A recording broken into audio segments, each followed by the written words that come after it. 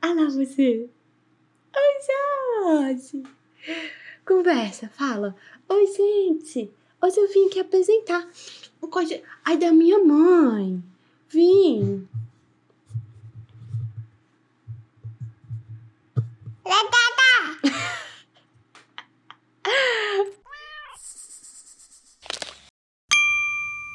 Bom, olá, sejam todos muito bem-vindos. Essa semana nós vamos conversar sobre um livro que tem já um tempo já que eu quero falar sobre ele com vocês, porque vai naquela linha de pesquisa sobre os intelectuais públicos, como esses intelectuais públicos se comportam dentro de uma determinada sociedade.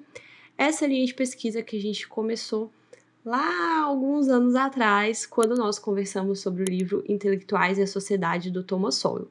Olha só, o livro Os Intelectuais e a Sociedade, do Sowell, apesar do Sowell ser um economista, não se propõe a ser um livro mais ou menos imparcial. O Sowell ele parte de uma premissa muito bem estruturada, e essa premissa implica que, pelo fato desses intelectuais, via de regra, estarem encastelados ali nas academias de ensino e tudo, e não receberem um feedback entre o que eles produzem academicamente e o que a sociedade absorve dessas produções acadêmicas, então essa falta de comunicação entre as universidades e o povo mesmo, até mesmo relacionado à valorização desses intelectuais quanto ao conhecimento racional, em detrimento do conhecimento popular e tudo, todos esses fatores se juntam e culminam em uma espécie de degradação dessa categoria. Mais ou menos o pessoal tá falando muita abobrinha porque eles não estão vivendo a vida real, eles não têm ali o pé no chão e basicamente quando eles falam essas abobrinhas, eles não sofrem as consequências dessas abobrinhas faladas e aí vida que segue. Os caras podem continuar falando merda a vida inteira. Nesse livro específico, que é Os Public Intellectuals, como você sabe, eu sempre perco a contracapa desses livros maravilhosos. Esse aqui é publicado pela Harvard. E eles são lindos, assim, sem a contracapa, né? Então eu acabo sempre perdendo a contracapa deles. Mas, enfim, perdi a contracapa também. Mas a capa dele é bem bacaninha. E nesse Public Intellectuals, o Richard Posner parte de uma premissa diferente. Olha só, esse livro é anterior ao livro do Thomas Sowell. E o Richard Posner, ele é um juiz muito ativo nesse negócio de divulgação de conhecimento também, mas o Posner é mais voltado para a área de economia e mais voltado para a área de análise quantitativa, que é diferente da análise qualitativa. No que isso é diferente? Geralmente no direito, as pessoas que vêm do direito não têm formação básica em estatística. As pessoas não sabem que a diferença entre média e mediana, porque elas focam bastante nas análises qualitativas. Então, elas estão mais preocupadas com o estudo da filosofia, com o estudo da teoria do direito e etc. E meio que perderam o bonde dessa atualização aí do mundo, que é relacionado às áreas de exatas sendo aplicadas às áreas de humano. Então, hoje existem vários estudos que tentam ponderar, principalmente relativos a políticas públicas, mas também sobre eficácias de leis, que tentam analisar de uma perspectiva mais objetiva a eficácia dessas políticas e dessas leis. E é o Posner que acaba introduzindo no mundo do direito o conceito de direito econômico ou economia do direito e tudo, que é essa tentativa de fazer essa análise econômica do direito. Ele tem alguns artigos publicados com Gary Becker e eu conheci o Posner durante a faculdade por um motivo aleatório. Ele estava referenciado em algum livro, em algum outro livro que eu estava estudando. Eu achei interessante aquele assunto, mas não entendi nada. De início eu não entendi nada do que ele estava falando. O livro que eu estava lendo era exatamente o Análise Econômica do Direito, os princípios da análise econômica do direito.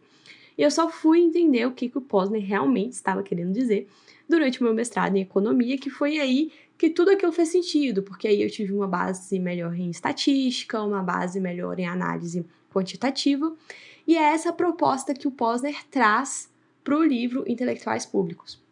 Então ele tenta fazer uma análise objetiva desse mercado de intelectuais, porque olha só, é de fato um mercado, é um mercado remunerado, às vezes até muito bem remunerado, e como todo mercado, existe certa demanda, existe certa oferta, E a gente fica com essa sensação de que talvez haveria uma falha de mercado.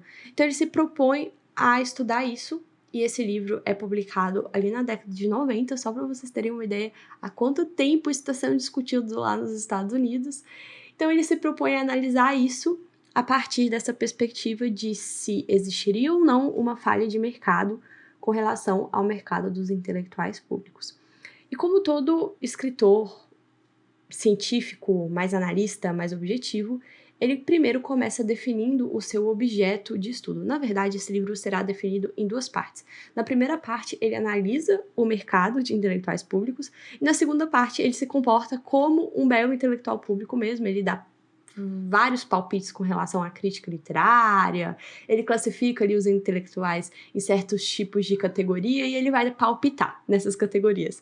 Mas a gente vai focar aqui nessa primeira parte, que é a primeira parte que, na minha opinião, é mais interessante, que não significa que nós não traremos as outras partes aqui quando elas se encaixarem aqui nas nossas leituras. Ele, inclusive, classifica uma boa parte dos intelectuais como os profetas de Jeremias, que são os profetas do caos, os profetas do apocalipse. Ele diz que tem uma fatia de mercado desses intelectuais públicos muito grande com relação a essas pessoas que estão ali pregando o fim do mundo, o fim da cultura, o fim do ocidente.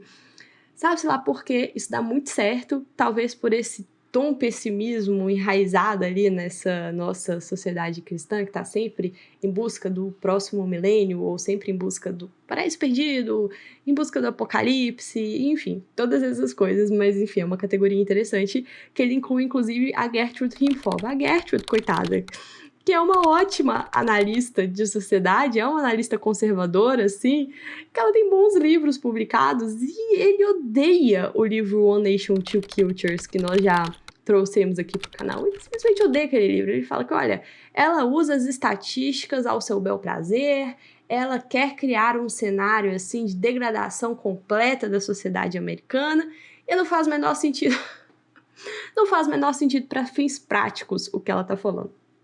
Mas é na primeira parte, voltando, que ele analisa esse mercado propriamente dito, e é claro que ele começa de forma objetiva, ele começa delimitando o escopo do estudo. Então, quem são esses intelectuais públicos dos quais nós estamos falando? E ele primeiro começa dizendo que existiria um leque muito amplo com relação aos intelectuais públicos, que poderia estar abarcando basicamente todo mundo que estuda alguma coisa. Então, o inteligentinho, qualquer pessoa que senta ali durante um tempo da sua vida para estudar alguma coisa e fala sobre essa coisa publicamente, poderia ser considerado um intelectual público. Mas olha só, isso abriria um leque muito grande no objeto de estudo e dificultaria os propósitos da pesquisa dele. Então, ele delimita esses intelectuais no seguinte sentido. Nós estamos falando de pessoas, obviamente, e pessoas que estão tratando de assuntos técnicos voltados ao público em geral. Então, elas meio que são uns divulgadores de conhecimento. Mas olha só, essa divulgação de conhecimento que essas pessoas estão fazendo não é qualquer divulgação de conhecimento. Porque quando você abre um pouco mais esse mercado e você analisa a demanda desse mercado, você perceberá que essa demanda cresce ao longo dos anos, principalmente no mercado que ele está estudando, que é o mercado americano, porque aumenta o nível de pessoas escolarizadas. Aumentando o nível de pessoas escolarizadas, consequentemente, você tem uma parcela maior da população preocupada com assuntos técnicos que inicialmente passariam ao largo. Então, e também o aumento da participação do Estado na economia leva isso inevitavelmente, porque as pessoas agora querem saber o que é, por exemplo, esse orçamento que está sendo votado diariamente. Diariamente não, né? Anualmente. Imagina se o orçamento fosse votado diariamente. Mas as pessoas querem saber o que é esse orçamento que está sendo votado no Congresso, porque esse orçamento passa a impactar diretamente a vida dessas pessoas. E elas querem pessoas que têm conhecimento técnico sobre esse assunto para falar rapidamente sobre aquilo com elas. Mas olha só, não é a qualquer momento que você quer saber assuntos relacionados ao orçamento, etc. Você só vai querer saber sobre aquele assunto quando aquele assunto tiver consequências políticas. Então não é que você está interessado em meio ambiente, olha só, para falar da área que eu sou especializada. Você só está interessado em meio ambiente quando o negócio vira matéria do jornal, quando a mídia começa a dar aqueles highlights assim, e aquilo ali vira uma matéria política, que tem implicações políticas. Não é que você está super interessado em descobrir o que é um processo técnico de impeachment. Você só se tornará interessado nesse negócio a partir do momento que você tem um processo de impeachment correndo no seu país e aquilo ali vai definir os rumos da política brasileira pelos próximos anos. E é exatamente com relação ao processo de impeachment que o Bill Clinton sofreu que o Posner usa esse evento público para dar uma avaliada na reverberação do mercado de intelectuais públicos com relação a este grande evento da política americana, este grande evento que ficou até mesmo esquecido aqui nos vídeos ali de 2022. E ele também usa, que é uma forma impressionante de observar o quanto a política realmente funciona em ciclos, porque ele também usa aquele lockout que aconteceu durante as eleições entre o George Bush e o Al Gore, durante as eleições que houve ali um certo tipo de imbróglio durante as votações na Flórida, sempre a Flórida, né? E a matéria relacionada às eleições americanas foi levada à Suprema Corte, então aquilo ali deu um boom de análises políticas, análises públicas de intelectuais públicos falando sobre a legitimidade daquelas eleições. Interessante porque as coisas voltam a acontecer recentemente na América, exatamente sobre esses dois pontos, né? Sobre o impeachment, porque o Trump também sofreu um processo de impeachment, e sobre a legitimidade da eleição do Joe Biden, e que vocês com certeza devem ter acompanhado. Então, o que ele começa a perceber é que, a partir da ótica da demanda, a gente pode observar que, apesar desse aumento da escolaridade gerar uma demanda maior pelas opiniões desses intelectuais públicos, porque olha só, esse tipo de pessoa existe na sociedade ocidental desde que a gente consegue tomar nota. A gente tem, por exemplo, o Montesquieu, o John Locke, o Adam Smith, o Edmund Burke. Olha só, analisem aí a quantidade de nomes que nós já estudamos aqui no canal, de nomes que passaram ali no século XVII, no século XVIII. O próprio John Milton foi um grande intelectual público durante a República do Cromwell. Então a gente tem assim grandes nomes figurando ali nessa categoria de intelectuais públicos ao longo da história. Então isso não é um fenômeno novo, mas é um fenômeno que, como tudo, vem se massificando dentro daquela nossa concepção de uma república cada vez de massas, porque um número cada vez maior de pessoas está tendo acesso a esse tipo de bens de consumo, porque esse mercado trata de um bem de consumo que é a opinião política desses intelectuais públicos. Apesar de a gente enxergar um aumento no número de pessoas que está querendo consumir isso aí, o que o Posner avaliou, ele avalia isso com base em outros artigos que ele havia publicado anteriormente, é que as pessoas, na verdade, não ligam para a opinião dessa galera. Por quê? Elas querem saber somente aquilo que já confirma a predisposição que elas tinham para determinado assunto. Vocês lembram lá dos nossos elefantes, do Jonathan Haidt? Então, existe um termo mais amplo para se referir a esse negócio dos elefantes lá da mente moralista, que é o viés de confirmação. Esse viés de confirmação sendo estudado psicologicamente e você encontrando que a gente tem mesmo esse viés de confirmação, uma das coisas mais flagrantes é que você liga o jornal e você quer a opinião desse intelectual público não para realmente se informar sobre aquele assunto político momentâneo. Você quer a opinião desse intelectual público para você dizer assim: ah, inclusive não sou só eu que penso assim. Inclusive você ouviu a opinião daquele juiz lá, da corte de não sei o que lá, ou então você ouviu a opinião daquele outro intelectual público que estiver bombando no momento, você viu as argumentações dele? Então, eu concordo com aquele cara. Então, meio que você usa a opinião do intelectual público para não ter o trabalho de ter que cavar mais fundo e de construir a sua própria opinião sobre determinado assunto. E não sendo algo que afeta diretamente a sua vida, geralmente esses assuntos de política são assuntos muito amplos, que afetam sua vida só indiretamente. Então, a inflação, por exemplo, ela aperta depois que a decisão de política pública já foi tomada lá atrás, e, de novo, você fazer uma ligação entre aquela política pública, sei lá, do lockdown ou da ausência de compra de vacinas, a depender da sua posição política, você enxergará um viés de confirmação para um lado ou para o outro. Então, a ausência de uma política pública ou a determinação de uma política pública lá atrás tem um impacto a longo prazo. São vários fatores difíceis de serem mapeados. E então, como a inflação está afetando diretamente aqui na sua vida agora, ela não afetou lá durante a tomada de decisões, só te afetou indiretamente. Então, o tempo que você perde, entre aspas, para se informar sobre aquele assunto é correspondente ao ganho que aquela informação traz na sua vida sobre aquele assunto. Eu até me lembro especificamente sobre a questão do desmatamento da Amazônia, o fogo da Amazônia, aquele negócio lá que vocês com certeza acompanharam, eu acho que foi em 2019.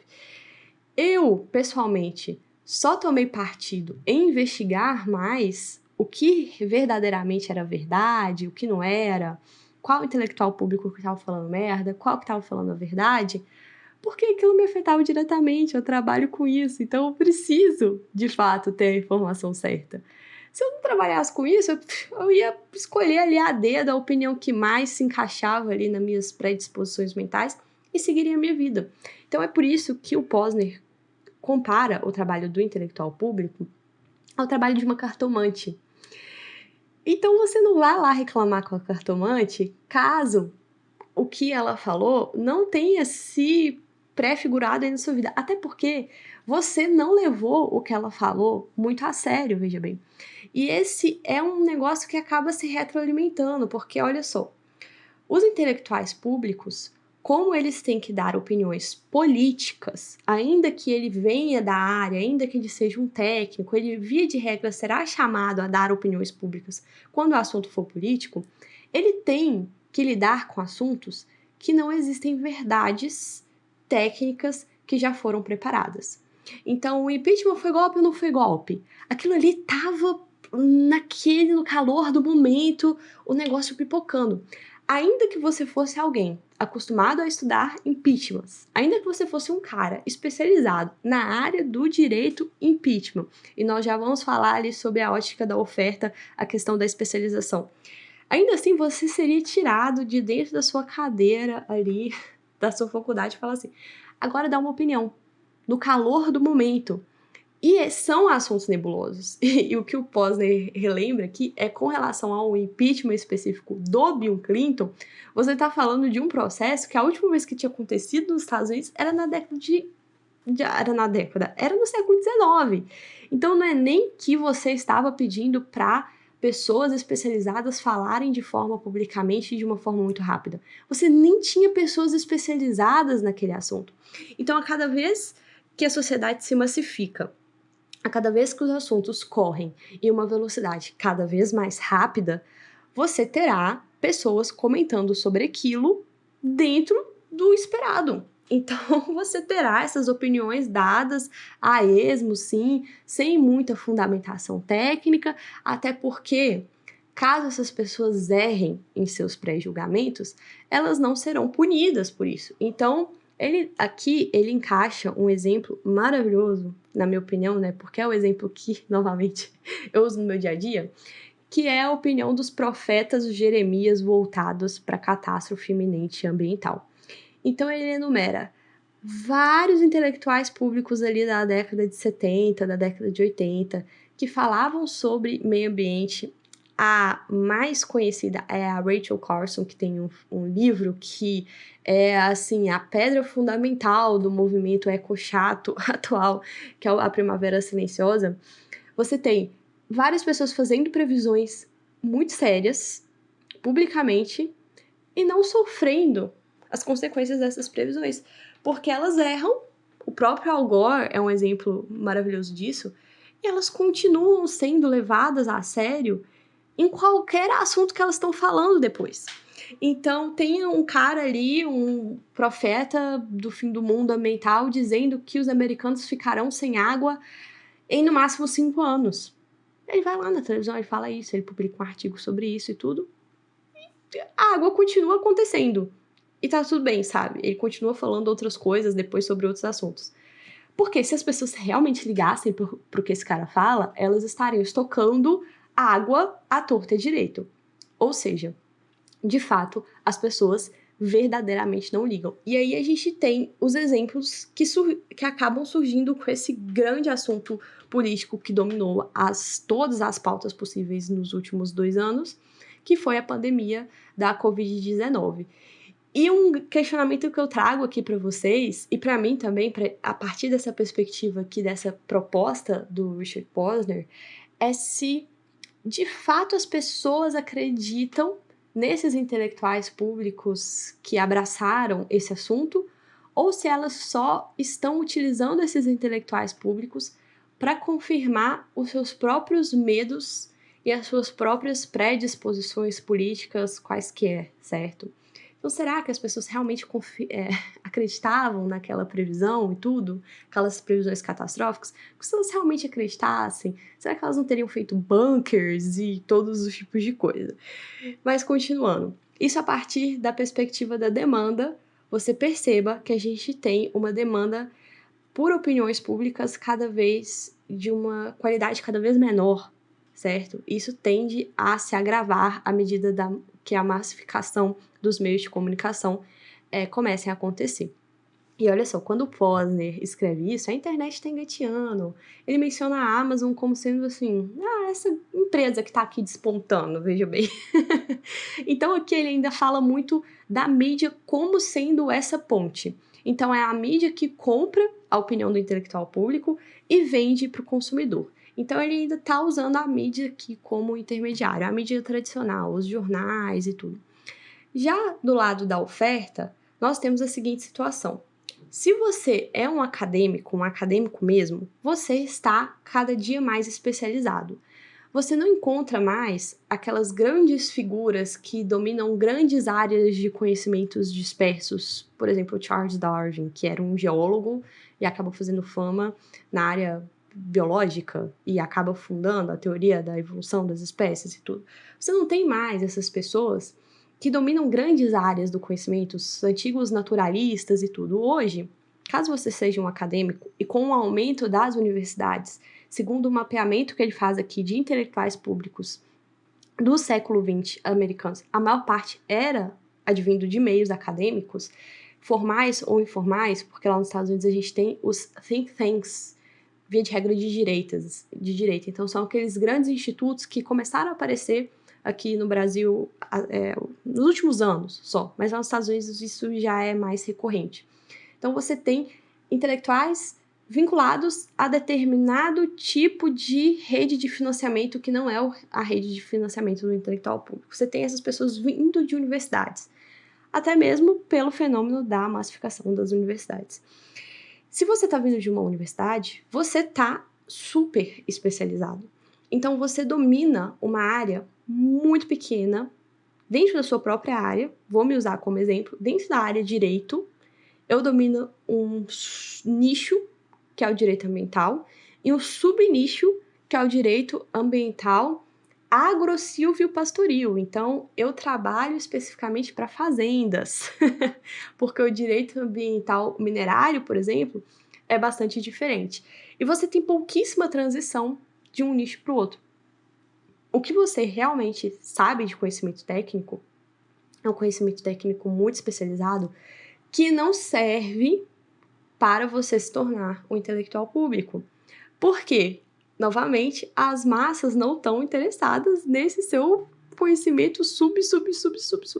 Sabe um intelectual público que vocês conhecem bem e vocês detestam bastante, provavelmente, que é o Pirula? Ele é paleontólogo. E agora ele é um absolutamente tudólogo na internet. Por quê? Imagina se o cara estivesse falando de paleontologia, dos bichinhos lá que ele descobriu, dos períodos arcaicos lá que ele descobriu. Ninguém ia estar ouvindo o que esse cara tem para falar. porque a demanda do público, novamente, são demandas por assuntos políticos. Então, ainda que você seja um bom acadêmico, você terá que sair da sua área de especialização para palpitar, para dar palpite em assuntos muito amplos que fogem da sua alçada de especialização técnica. E bons acadêmicos, via de regra, eles não têm um atrativo para ir para essa vida dos intelectuais públicos, até mesmo por falta de tempo, porque os caras já ganham bem lá na academia. Então, quem vai se aventurar nessas carreiras, geralmente são os maus acadêmicos.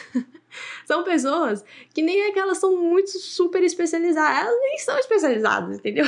Elas estão fazendo um curso ali, sabe, sei lá o porquê, não tem nada publicado e tal. Ele consegue fazer esse levantamento. Quanto mais menções a pessoa tem na mídia, menos relevância acadêmica ela costuma ter. E aí entra um segundo fator na questão da oferta, e é o fator relacionado à capacidade de comunicação. Porque o produto, o bem, opinião do intelectual público, ele não é só a opinião. Ele tem a ver também com o entretenimento. Veja bem, as pessoas não querem ouvir a opinião daquele cara só porque elas querem ouvir aquela opinião. Elas querem se divertir vendo o jornal. Elas querem se divertir, dopamina, TikTok o tempo inteiro. Então aquilo ali precisa ter um certo tipo de entretenimento.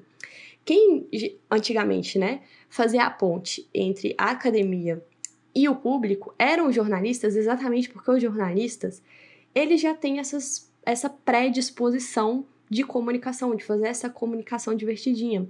Hoje, a maior parte das pop sciences, em história, enfim, em campos um pouco mais atrativos, são feitos por jornalistas, exatamente porque eles conseguem escrever livros que não são livros super academizados, mas eles fazem essa tradução entre a academia e o público no geral.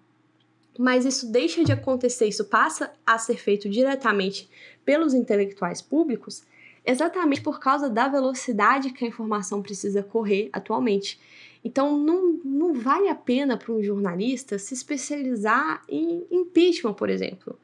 Ou quando eles tentam, agora, por exemplo, que a gente tem jornalistas especializados em análise de dados.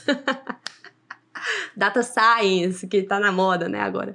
Os caras fazem uma merda absurda quando eles fazem isso sozinhos, sem ter o auxílio de um intelectual público ou de um especialista qualquer.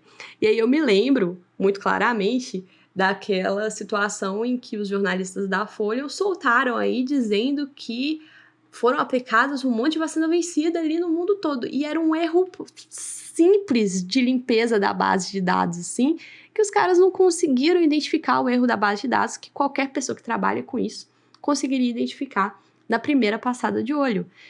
Então, ou eles tentam fazer essa especialização e dar merda, ou são assuntos que demandam um tempo maior para eles fazerem, e guerra na Ucrânia e na Rússia. Tipo assim, cara, um jornalista que é um especialista em fazer comentários políticos, você há de convir que são poucos. Então, é mais lucrativo para o jornal manter aqueles jornalistas base e contratar esses intelectuais públicos, vez ou outra, assim, para dar suas opiniõezinhas e tal, sem que o jornalista precise ser especializado.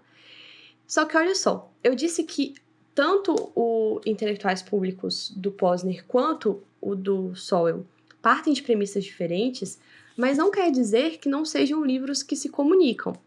A conclusão do Posner com relação a esse mercado é que não é que existe uma falha de mercado.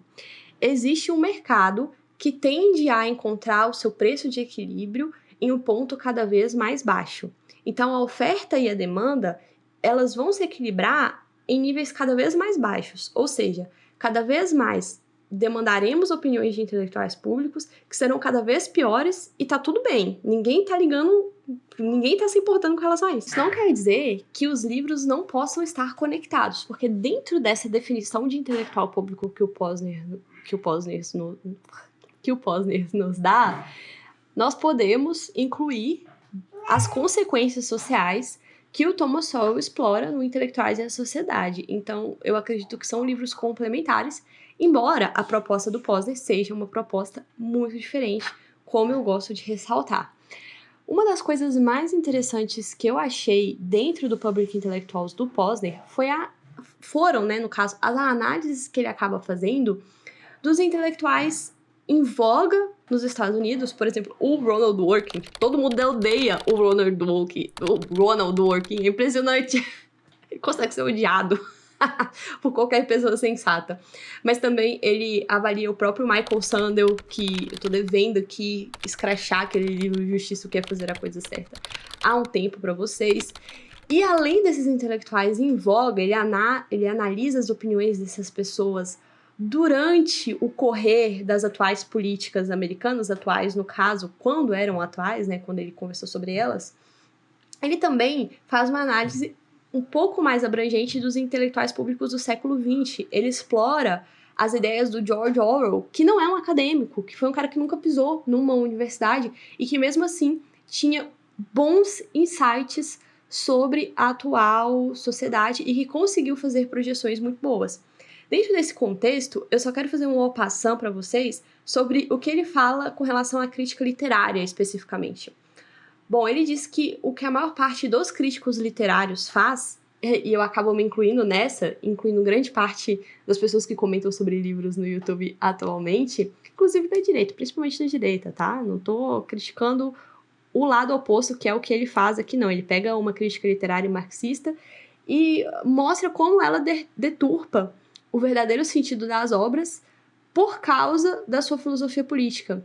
Então, no segundo capítulo, na segunda parte, na verdade, o Posner diz que esse tipo de crítica literária que visa transformar a pessoa em uma espécie de intelectual público, de novo, obriga a pessoa a colocar os livros em contextos políticos, porque é só assim que as pessoas irão querer ouvir falar sobre livros. Ninguém quer ouvir falar sobre o Morte em Veneza, do Thomas Mann aqui. Mas quando eu coloco o Morte em Veneza dentro de um contexto político, quando eu tô falando do modernismo e quando eu tô falando sobre as ligações do Morte em Veneza com a Sagração da Primavera, aí o negócio bomba, aí todo mundo quer ouvir falar, todo mundo quer ver essas conexões. Existem poucas pessoas interessadas no valor literário da obra por si só. Então é por isso que você encontra vários críticos literários que precisam fazer uma politização da obra. E que na maior parte das vezes isso é feito de forma porca. E ele defende até o seguinte, ele tem um capítulo específico onde ele dá uma de crítico literário, um juiz formado em direito, especializado em economia, dando uma de crítico literário também, né, dando uma de intelectual público, onde ele fala que, inclusive, com relação aos livros de sátira, nós não poderíamos utilizá-los dentro dessa perspectiva somente política, porque caso fosse exclusivamente política, aquele contexto se perderia ao longo do tempo, e aí aquele livro não seria um clássico de forma alguma, como As Viagens de Gulliver, por exemplo. É um livro que ele dá como exemplo, mas também 1984, do George Orwell, que eu me incluo dentro dessa categoria. Parece que a única possibilidade de avaliação desse livro está dentro de um contexto de possíveis consequências políticas que ele teria. Então ele adere a uma escola de pensamento, de análise de livros, que é uma escola aesthetic analysis of books. Então você teria uma primazia pelo conteúdo do livro per si e menos possíveis consequências políticas relativas a esse livro. Infelizmente, o Public Intellectuals só tem em inglês. Eu espero que nós tenhamos aí alguma tradução desse livro em um prazo razoável, porque o Posner já tem outros livros publicados em português. São livros específicos da área do direito, mas assim, quem sabe se a gente der uma pressionadinha assim nesse mercado, nós não tenhamos esse livro aqui publicado em português em breve. Esse aqui entra dentro daquela categoria de livros que eu mencionarei várias e várias vezes ao longo da nossa jornada aqui na tentativa de sermos menos bocó. Eu sei que é um livro que está em inglês, que não é acessível a todo mundo, mas à medida que eu for mencionando, eu busco traduzir em detalhes bem detalhísticos a ideia principal do Posner. Eu espero que esse vídeo, com apanhado geral, né, dessa resenha, já te ajude a colocar assim na sua cabeça o que o Posner quer dizer quando ele fala sobre intelectuais públicos. E ao longo da nossa jornada, eu resgato aqui alguns outros conceitos que o Posner analisa nesse livro para que nós continuemos na nossa tentativa, veja bem, de tentar nos descolar das opiniões desses intelectuais e tentar construir nossa própria ideia, as nossas próprias opiniões públicas por nós mesmas, opiniões que se sustentem. Essa investigação da origem das ideias que nós inicialmente buscamos fazer aqui no canal. É isso, eu espero que vocês tenham gostado. De novo, coloca esse livro aqui na sua wishlist, enfim, tenta pressionar de alguma forma para que eles percebam que esse livro está sendo desejado aqui no Brasil. E vamos, que as próximas conversas estarão boas. Um abraço.